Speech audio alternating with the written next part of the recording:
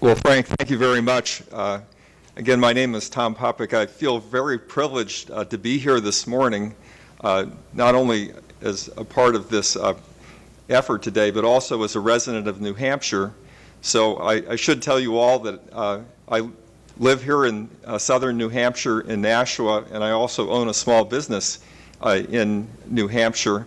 So I'm going to try and make my remarks quite brief because I'm going to expect that there's going to be a lot of questions about our situation here in New Hampshire and in New England in regard to electric grid security. So Frank, if you could interrupt me about halfway through so we make sure we have plenty of time for questions. It is true that our electric grid is under threat every single day, and there's multiple threats. There's cyber attack, which we hear about in the news. There's also the threat of physical attack. There's the solar storm threat that several of the speakers have talked about, and then also high altitude electromagnetic pulses, it's called. So I'm also going to tell you, though, not just a technical story, but I'm going to tell you my personal story of how I got involved in this.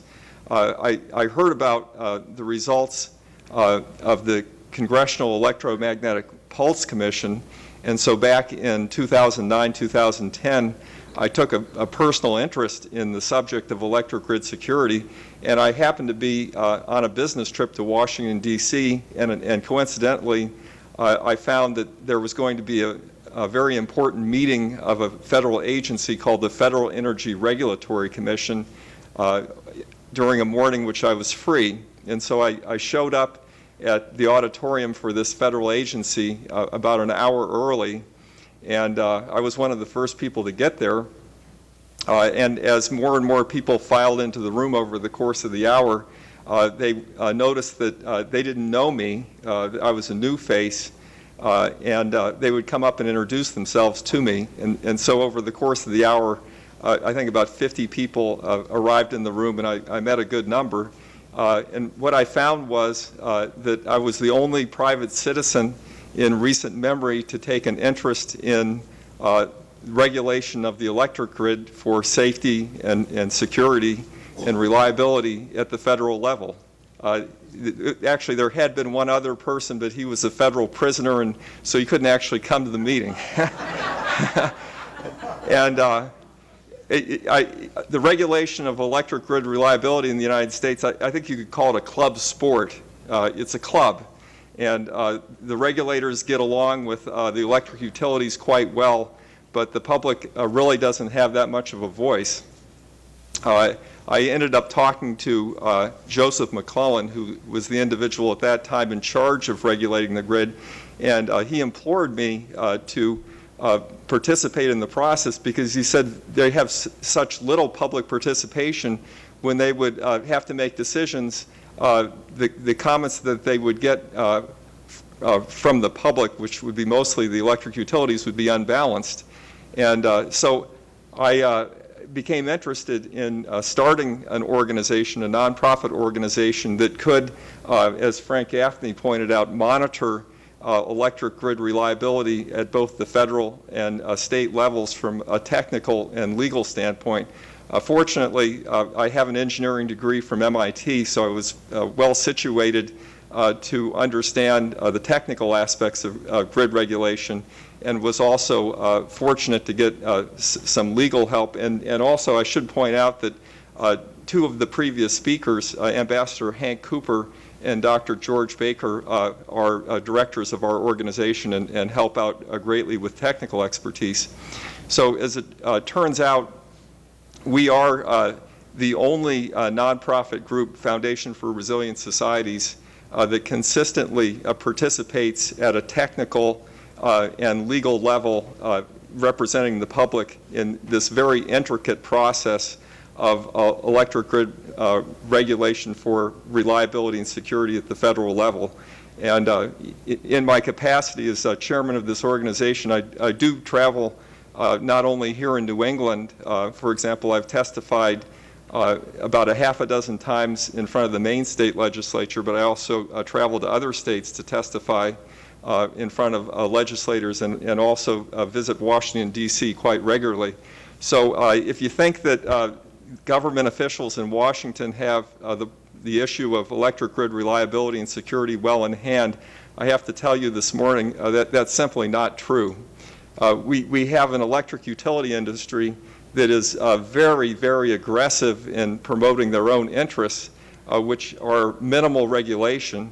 And I'll also present another very interesting fact, which is in nearly every state, if there's a blackout, the electric utilities are not liable for damages for that blackout. And so the risk of blackouts is pushed onto the public, whereas the electric utilities lose only moderately. They just have a little less revenue during the time of the blackout, and they may pay some repair costs, but it's nothing compared to both the economic damages and loss of life that could occur during a major blackout.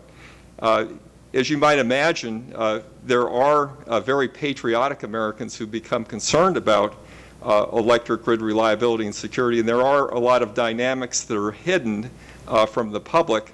And so I'm going to tell just very briefly this story before we get into the questions, again from a personal perspective. So we had the Boston Marathon bombing here in New England in 2013. Very few people make the connection that only 11 hours after the Boston Marathon bombing, there was an attack on a major electric grid substation just south of San Francisco. It was a very sophisticated attack.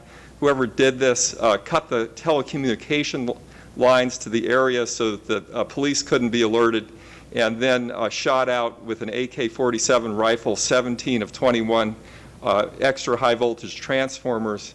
It appears that they were interrupted just before they got to the last transformers, and therefore a blackout was very, very narrowly avoided.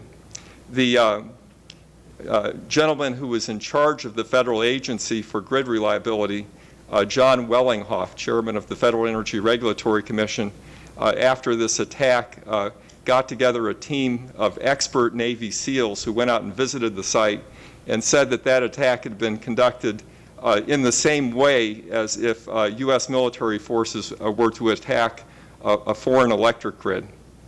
The event was covered up.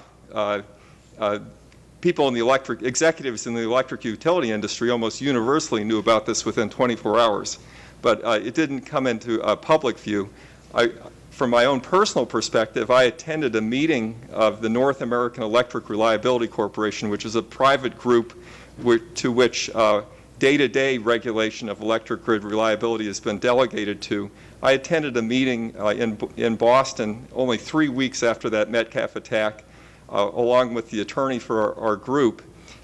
We attended a breakout meeting. We should have known it was going to be a very important meeting because several high-level government officials showed up at this meeting, and we were witness to the North American Electric Reliability Corporation, a key committee, moving to cancel their project for physical security of electric grid substations.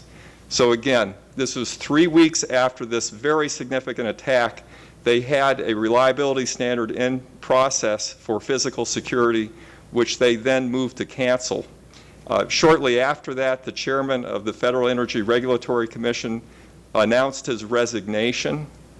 Again, the story didn't come out until about 9 months later when John Wellinghoff went to the Wall Street Journal, and there was a series of articles that exposed how vulnerable the electric grid is, including a very key fact, which is an attack on only 9 critical electric grid substations could bring down the United States electric grid for a year or more. So again, if you think that everything is well taken care of here in the United States and in New England and New Hampshire as far as electric grid security and reliability, I have to tell you that's not the case. And now I think I've saved some time for questions, and if you have questions about New England or New Hampshire or at the national level, I'd be happy to address them now.